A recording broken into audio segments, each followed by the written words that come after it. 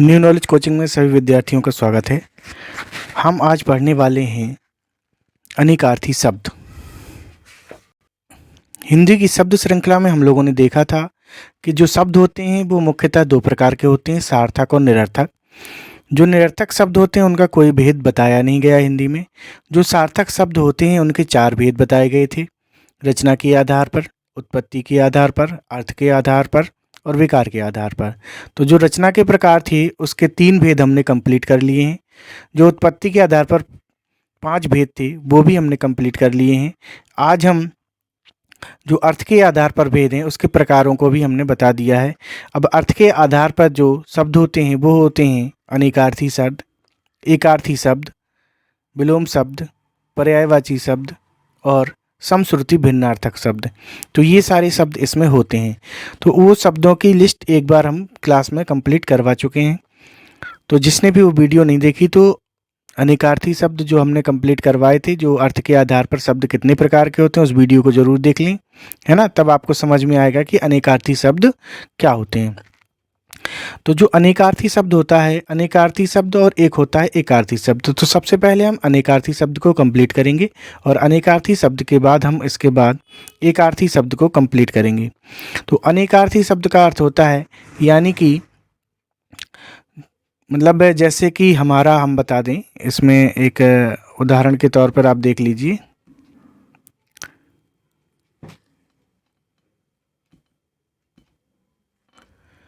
जैसे कि अब अपन ने जो पिछली बार उदाहरण देखा था वो देखा था, जैसे हम कहें कि पानी, ठीक है, पानी और एक और पानी लिखा है, ठीक है।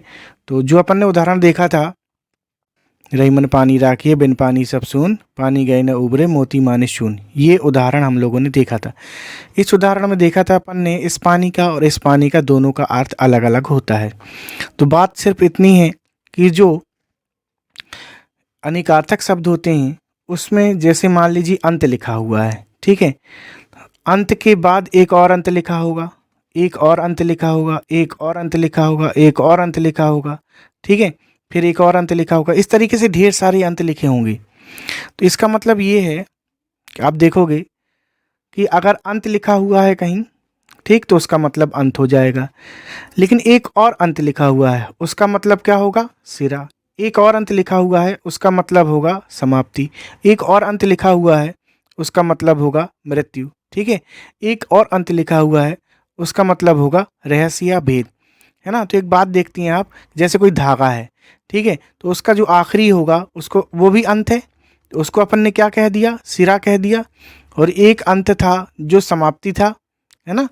तो किसी चीज़ का अंत हो जाना, या तो वो भी अंत हो, इस अंत लिखा होगा तो उसका मतलब, एक अंत का मतलब सिरा हो गया, ठीक है, धागे का सिरा। और एक अंत का मतलब हो गया किसी चीज़ का समाप्त हो जाना। एक अंत का मतलब है किसी की मृत्यु हो जाना। एक अंत का मतलब है कोई भेद। तो आपने देखा, मतलब ये है कि आपको कई जगह अंत लिखा मिलेगा। क्या होगा? कई जगह अंत लिखा मिलेगा, लेकिन सभी अंत का क्या होगा? मतलब अलग अलग होगा, है ना। तो जो हमारे अनेकार्थी शब्द होते हैं इनका मतलब यही होता है कि बहुत सारी जगह आपको एक जैसे शब्द मिलेंगे। देखने में क्या रहेंगे? जैसे पानी पानी था तो पानी पानी सारे एक जैसे थे देखने में, है ना, लेकिन सबका मतलब अलग था। यहाँ पर भी आपको अंत बहुत सारे देखने को मिलेंगे। अंतरंग कई जगह देखने को मिलेगा, अंतर देखने को मिलेगा, ठीक है, अंधेरा कई जगह देखने को मिलेगा, लेकिन उनके अंतर, उनका जो अर्थ होगा वो अलग अलग होगा। और इसी के जस्ट अपोजिट जब अपन एकार्थी शब्द पढ़ेंगे तो उसमें क्या होगा कि शब्द अलग अलग रहेंगे। बहुत सारे शब्द होंगे, वो सारे शब्द अलग अलग रहेंगे, लेकिन उन सब का मतलब एक ही रहेगा। तो इतनी बात समझ में आ रही है आपको कि अनेकार्थी शब्द में आपका क्या होगा कि जो शब्द लिखा है वो एक जैसे रहेंगे पढ़ने में और लिखने में, उनका अर्थ अलग होगा। और एकार्थी में क्या होता है कि बहुत सारे शब्द होंगे जो अलग अलग होंगे, लेकिन उनका अर्थ एक ही होगा। तो चलिए शुरू करते हैं। पहला है हमारा अंत। तो अंत हमने देख ही लिया। अंत का जो अर्थ होते हैं, अंत का एक अर्थ सिरा है, समाप्ति है, मृत्यु है, भेद है, रहस्य। फिर देखते हैं अंतरंग। अंतरंग का एक अर्थ होता है अंदर का, ठीक है, दूसरा, या फिर अंदर का कह दो या भीतरी कह दो। अंतरंग का एक अर्थ होता है घनिष्ठ। अंतरंग का एक अर्थ क्या होता है? घनिष्ठ। एक अंतरंग का अर्थ होता है गुप्त। फिर देखते हैं अंतर। तो अंतर देखेंगे तो अंतर में एक अर्थ इसका हो जाएगा अंतःकरण। एक अर्थ क्या हो जाएगा? अंतःकरण। दूसरा अर्थ क्या हो जाएगा इसका? भीतर। अंतर का मतलब भीतर। तीसरा इसका अर्थ क्या होगा? परस्पर। तो अंतर का प्रयोग हो सकता है कई जगह देखने को मिले और उसका अर्थ अलग अलग हो। तो अंतर में क्या हो जाएगा? एक का अर्थ अंतःकरण हो जाएगा, एक का अर्थ भीतर हो जाएगा, एक का अर्थ हो जाएगा परस्पर। फिर बात करते हैं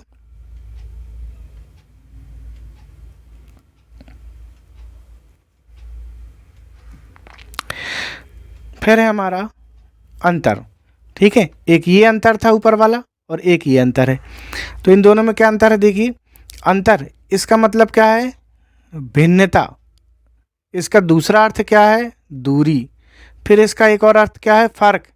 है ना, कहते हैं कि यार इसमें बड़ा अंतर है, मतलब दूरी है। ठीक है, दो चीज़ें हैं, इसमें बड़ा अंतर है। यहाँ पर वस्तु, पहले वाला जो भिन्नता है उसमें वस्तु हो गई कि भैया दोनों वस्तुओं में बहुत भिन्नता है, या दोनों मनुष्यों में बहुत भिन्नता है। ठीक है, या फिर दोनों, कहते हैं ना कि दिल्ली से बम्बई बहुत दूर है, तो यहाँ पर जो दूरी शब्द लिखा है ये इसमें हो जाएगा। ठीक है, या फिर जैसे अपन कोई चीज़ मार्केट में खरीदने गए खाने की चीज़ को, तो अपन ने कहता है अरे इसमें तो उसमें बहुत फ़र्क है।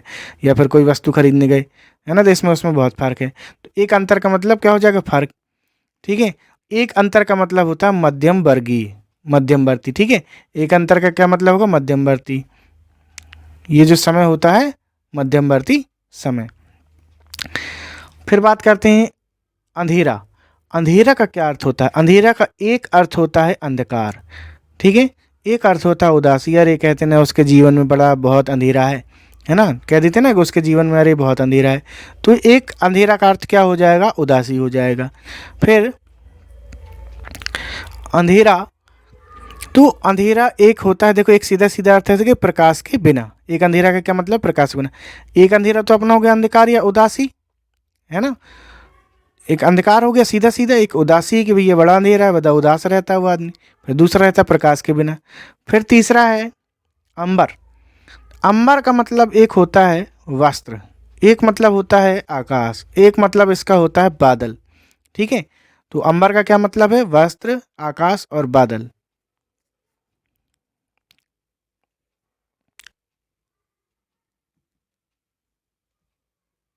फिर अगला देखते हैं अकड़ना। अकड़ना मतलब होता है कड़ा होना, है ना। कहते हैं ना, जैसे मान लो कोई अपन तार मोड़ रहे हैं, या फिर कोई प्लास्टिक की सटक है ना, सर्दियों में उसको उठा रहे हैं पानी भरने के लिए, है ना। तो जैसे पानी भरने की सटक है, हमने सर्दियों में उठाया उसको कि चलो यार पानी भरा जाए, तो पता चला कि वो अकड़ गई है ना, कि पूरी कड़ी हो गई है। फिर होता है घमंड करना, है ना। अरे कहते हैं कि उस आदमी के अंदर बहुत अकड़ है, यानी कि वो घमंड करता है। ठीक, एक अकड़ होती है दुराग्रह। कहते हैं ना कि उसकी मति मारी गई है, मत गया है, ज़्यादा पैसा आ गया उसके पास। दुराग्रह, दुराग्रह करना, है ना। जिसके पास ज़्यादा पैसा आ जाता है बिना वजह, तो क्या करने लगता है? अकड़ के चलने लगता है, दुराग्रह करता है वो। फिर अगला जो है वो है अपना आकाल। आकाल, आकाल का मतलब होता है दुर्भिक्ष। ठीक है, एक अर्थ इसका क्या हो जाएगा? दुर्भिक्ष। एक अर्थ इसका होगा अभाव, एक अर्थ इसका होगा असमय। एक अर्थ क्या हो जाएगा इसका? असमय। अकाल, कहते हैं ना अकाल मृत्यु हो गई उसकी, मतलब जो समय नहीं था किसी चीज़ का और वो चीज़ हो गई है, तो यहाँ पर कहेंगे अरे अकाल दुर्घटना हो गई या अकाल मृत्यु हो गई, है ना। अकाल यानी कि कमी, अकाल मतलब दुर्भिक्ष। फिर अगला है अपना अच्छ। अच्छ का एक अर्थ है चौसर का पासा। एक अर्थ क्या है? चौसर का पासा, एक अच्छ। और एक दूसरा मतलब है धुरी। एक दूसरा उसका क्या मतलब है? धुरी। फिर इसका एक और मतलब है आँख। अच्छ का मतलब क्या है? आँख। फिर एक मतलब है कील।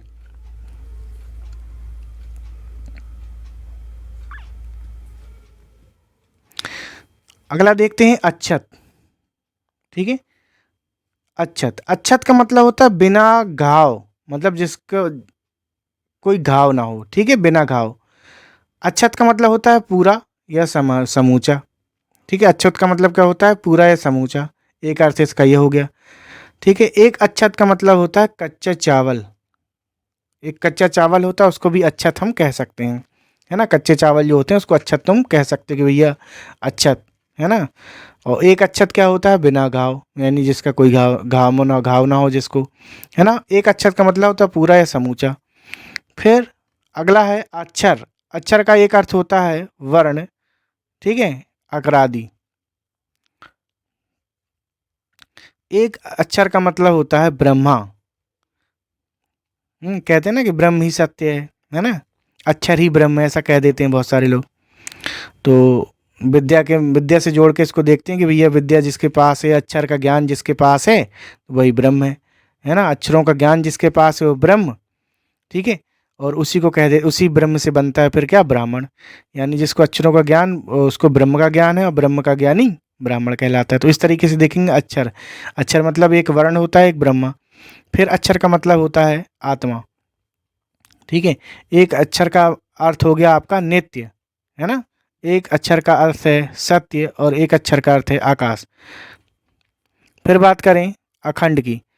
अखंड में, अखंड का एक अर्थ है समूचा। अखंड का एक अर्थ है समूचा, ठीक है। एक अर्थ है इसका जिसका क्रम न टूटे। एक क्या अर्थ है इसका, जिसका क्रम न टूटे। एक अर्थ है इसका निर्विघ्न, ठीक। अखंड का एक और अर्थ है जिसका खंडन ना हो सके।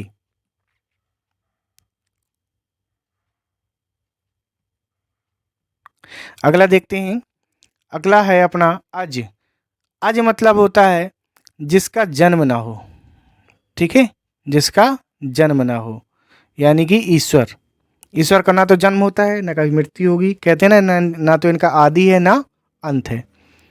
फिर है अज, जिसका जन्म ना हो ईश्वर, ठीक है। फिर है ब्रह्मा, जिसका जन्म ना हो ईश्वर यानी ब्रह्मा, ठीक है। फिर है अज मतलब एक होता है बकरा, है ना, या बकरी। फिर अगला शब्द है हमारा अड्डा। अड्डा मतलब अड्डा का एक अर्थ है ठिकाना है, ठीक है। और एक अर्थ है कबूतरों की छतरी। एक अर्थ क्या है, कबूतरों की छतरी, उसको भी अड्डा कहते हैं, है ना। फिर है एक करघा।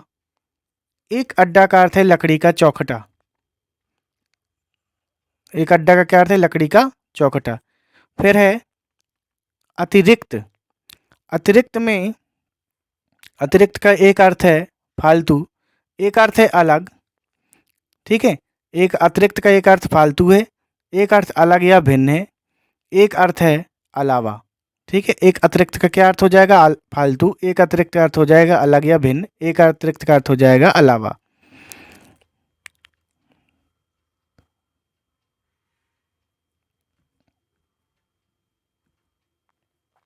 फिर अगला देखते हैं।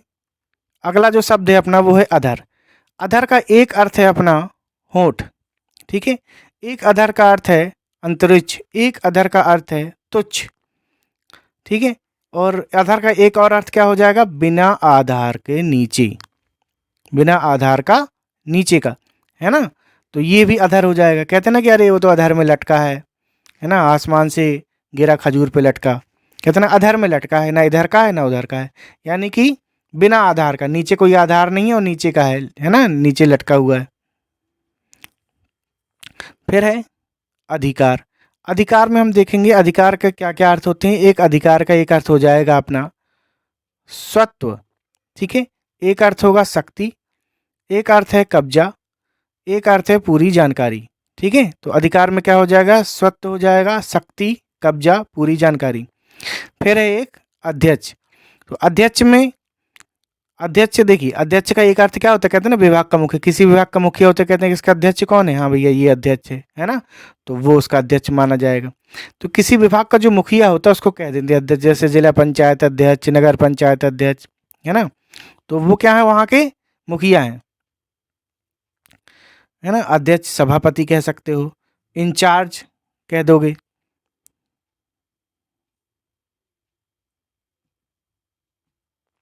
फिर अगला देखते हैं अनंत।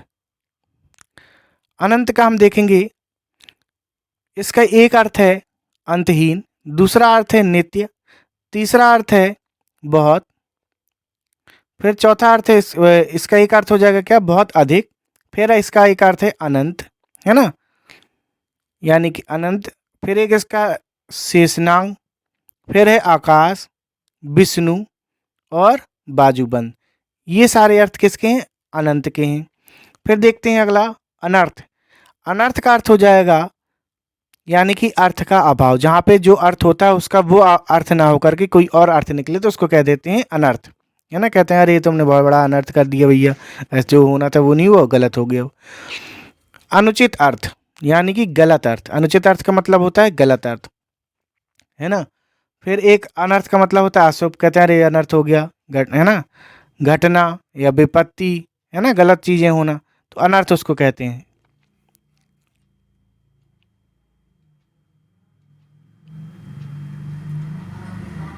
फिर अगला देखते हैं अनुरूप। तो अनुरूप में हम देखेंगे, तो अनुरूप में एक इसका अर्थ हो जाएगा, मतलब कहते हैं ना कि हाँ यार वो उसके अनुरूप है। तो अनुरूप का मतलब हो जाएगा मिलता जुलता। अनुरूप का क्या मतलब हो जाएगा? मिलता जुलता या फिर सदृश। अनुरूप का मतलब क्या हो जाएगा? मिलता जुलता या सदृश, ठीक है। तो अब यहाँ पर देखेंगे एक यहाँ पर मतलब इसका अनुरूप का एक मतलब हो जाएगा अनुकूल, है ना, एक हो जाएगा उपयुक्त। फिर देखेंगे अन्न। अन्न का क्या अर्थ होगा?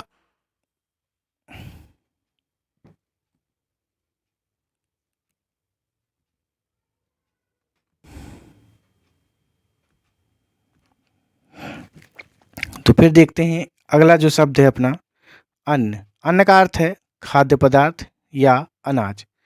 फिर अगला जो शब्द है अपवाद। अपवाद का मतलब होता है खंडन, बदनामी, ठीक है, नियम की छूट या दोष, है ना। अपवाद का मतलब होता है खंडन करना किसी चीज़ का, बदनामी करना, नियम की छूट या दोष। कहते हैं ना कि बस जैसे मान लो 10 चीज़ें अपन ने लिखी हुई, 10 में से 9 तो सही है, एक खराब निकल गई, तो यार इसमें के दोष है ना, अपवाद है वो। फिर है अगला शब्द है अपेक्षा। अपेक्षा का मतलब होता है आशा, इच्छा, ठीक है, एक अर्थ उसका है इसका आवश्यकता, तुलना। फिर देखते हैं अगला शब्द, अगला है अबोध। अबोध का मतलब होता है नासमझ, एक अर्थ इसका ये होगा मूर्ख, एक अर्थ ध्रुव, एक दुर्बोध। अबोध कहते हैं ना कि अरे मतलब छोटा बच्चा है, अबोध बालक है ना, उसको कोई भी समझ नहीं है। फिर है अब्ज। अब्ज का अर्थ हो जाएगा चंद्रमा, कमल, कपूर और शंख, ठीक। अब्ज का क्या मतलब होता है? कमल, चंद्रमा, कपूर और शंख। फिर अगला देख लेते हैं अभाव। अभाव का मतलब है अनस्तित्व, कमी या अप्राप्य। फिर है अभिधान। अभिधान का मतलब होता है नाम, पदनाम, उक्ति, शब्दकोश या नाममाला। तो ये सारी चीज़ें होती हैं। तो आज हमने देखा अनेकार्थक शब्द। अनेकार्थक शब्द हमारी कंप्लीट नहीं हुए हैं। अनेकार्थक शब्द का ये पार्ट 1 था अपना। इसके अलावा और भी हम बहुत सारे इसमें जो है कि पूरे कंप्लीट करने वाले हैं, जितने भी हैं, है ना। तो देखते हैं कितने पार्ट में वो कंप्लीट होगा। तो अनेकार्थक शब्द और एकार्थक शब्द और समश्रुति भिन्नार्थक शब्द, इन सबको हम बहुत अच्छी तरीके से पूरे कंप्लीट करने वाले हैं। तो आप बनी रहिए हमारे साथ, और जिन्होंने चैनल सब्सक्राइब नहीं की है तो सब्सक्राइब कर लें, क्योंकि आगे आने वाली क्लासेस बहुत ही मज़ेदार होने वाली हैं। और हिंदी के हमने बहुत सारे टॉपिक भी पहले कंप्लीट किए हैं, उनकी प्लेलिस्ट बनी है, तो आप प्लेलिस्ट में जा कर के देखिए। तो उसमें बहुत बेहतरीन क्लासेस आपकी डली हुई हैं, जिनके आपको नोट्स